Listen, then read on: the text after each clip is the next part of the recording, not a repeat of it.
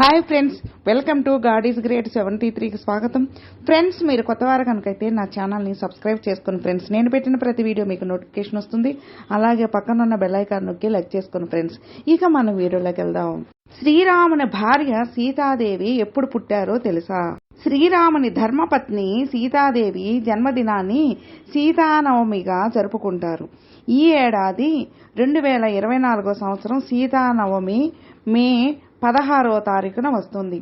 ఈ పర్వదిన విశేషాలను ఇప్పుడు మనం తెలుసుకున్నాం. హిందూ పురాణాల ప్రకారం వైశాఖ మాసం 9వ రోజున ఈ మే 16వ తారీఖున సీతాదేవి జన్మించిందని అంటారు.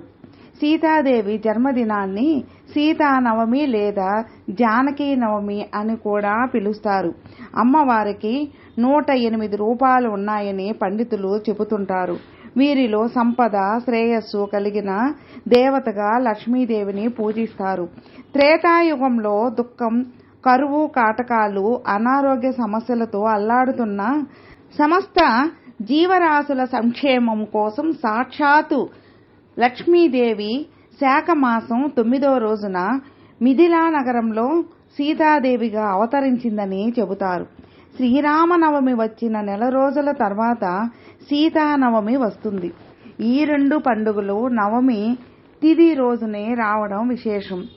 సీతానవమిని ప్రతి సంవత్సరం వైశాఖ శుక్ల నవమి తిథి నాడు జరుపుకుంటారు. శ్రీరాముడు అవతరించిన శ్రీరామనవమికి సరిగ్గా ఒక నెల తర్వాత సీతానవమి వస్తుంది. దీనినే జానకి జయంతిగా కూడా వ్యవహరిస్తారు. ఈ ఏడాది మే 16వ తారీఖున వస్తోంది. సీతాదేవిని పూజించడం వల్ల జీవితంలోని కష్టాలన్నీ తొలగిపోతాయని నమ్ముతారు. వివాహిత స్త్రీలు తమ భర్తల దీర్ఘాయుష్షు కోసం ఈరోజు ఉపవాసం చేస్తారు. సంతాన ఉత్పత్తికి, స్వచ్ఛతకు, పరిశుభ్రతకు సీతాదేవి ప్రతీకగా భావిస్తారు. సకల జీవరాశులకు తల్లి సీతామాత అని భక్తులు నమ్ముతారు. ఆమె తన భక్తులకు సంపద, ఆరోగ్యం, తెలివితేటలు, శ్రేయస్సు మొదలైన వాటిని ప్రసాదిస్తుందని నమ్ముతారు. సీతానవమి శుభముహూర్తం క్రోధినామ సంవత్సరం వైశాఖ శుద్ధ నవమి తిథి ప్రారంభం మే 16వ తారీఖున ఉదయం 6:22 నుంచి తిథి ముగింపు మే 15వ తారీఖున ఉదయం 8:48 శుభ సమయం ఉదయం 10:56 నుంచి మధ్యాహ్నం 1:39 వరకు ఉంటుంది. శుభకరమైన యోగాలతో సీతానవమి. ఈ ఏడాది సీతానవమి 2 అద్భుతమైన యోగాలు ఉన్నాయి. మే 16వ తారీఖున ఉదయం 8:23 ధ్రువయోగం ఏర్పడుతుంది. అలాగే సాయంత్రం 6:14 నుంచి మరుసటి రోజు ఉదయం 5:29 వరకు రవియోగం ఉంటుంది. అది మాత్రమే కాకుండా మే 16వ తారీఖున ఉదయం నుంచి సాయంత్రం 6:14 వరకు మాఘ నక్షత్రం ఉంటుంది. తర్వాత పూర్వ పాల్గొనే నక్షత్రం వస్తుంది. సీతానవమి విశిష్టత ఏమిటంటే, హిందూ పురాణాల ప్రకారం లక్ష్మీదేవి వైశాఖ శుక్ల నవమి నాడు మంగళవారం రోజున పుష్యమి నక్షత్రమునందు జనక మహారాజు ఇంట్లో సీతగా అవతరించింది అని ప్రతీతి. పండితులు తెలిపిన వివరాల ప్రకారం జనక మహారాజు తమ రాజ్యంలో వర్షాలు బాగా కురవాలని, రాజ్యం సుభిక్షంగా ఉండాలని యాగం చేస్తాడు. ఇందులో భాగంగానే పొలం దున్నుతుండగా మట్టిలో నుంచి ఒక బంగారు పెట్టె బయటపడుతుంది. ఆ పెట్టె తెరిచి చూడగా అందులో ఒక ఆడబిడ్డ ఉంటుంది. ఆ ఆడబిడ్డను జనకుడు తన కూతురుగా స్వీకరిస్తాడు. జనకుడు దున్నినటువంటి పొలంను సీత అని పిలిచేవారు. అందుకే ఆ ఆడబిడ్డ సీతగా నామకరణం పొందింది. మిథిలా రాజు జనకుని కుమార్తె అయినందున ఆమెకు జానకి అని పేరు కూడా వచ్చింది. సీతానవమి ప్రాముఖ్యత ఏమిటి? శ్రీరాముని ధర్మపత్నిగా సీతామాత ఆదర్శవంతమైన జీవితాన్ని ఈరోజు గుర్తు చేసుకుంటారు.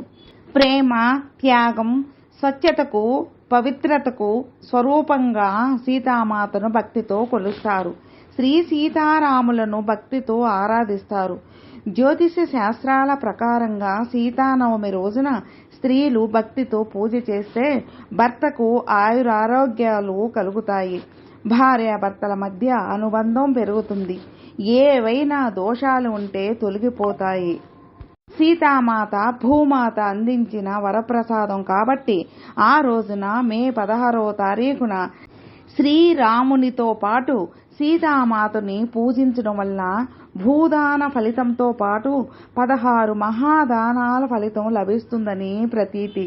సీతామాత సాక్షాత్తు లక్ష్మీదేవి ప్రతిరూపంగా భావిస్తారు కాబట్టి ఆ రోజు ఉపవాసం, పూజలు, జపాలు చేయడం వల్ల అనేక తీర్థయాత్రలతో సమానమైన పుణ్యఫలం లభిస్తుంది.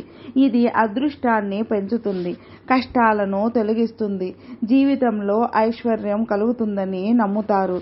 సీతానవమి రోజు పాటించాల్సిన నియమాలు.